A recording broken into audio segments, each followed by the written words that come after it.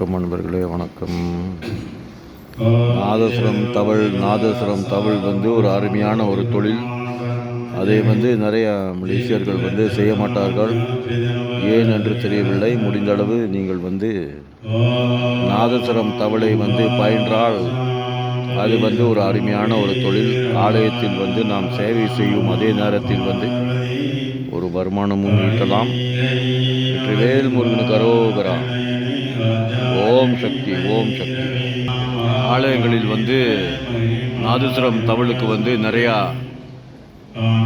வாய்ப்பு இருக்கின்றன. அந்த ரீதியில் மலேசியர்களாகிய நாம் நாதஸ்வரம் தவளை படித்து வாசித்தோம் என்றால் அது ஒரு நல்ல ஒரு தொழில். பாருங்கள் நண்பர்களே, வேறு மாதிரி சிந்தித்து அதை நாம் முழு நேரமாக செய்யாமல் இருந்தால் கூட பகுதி நேரமாக செய்யலாம். அருமையான ஒரு தொழில். இறைவனுக்கு சேவை செய்யும் அதே நேரத்தில் மனதுக்கு திருப்தி கிடைக்கும். வெற்றிவேல் முருகனுக்கு அரோகரா.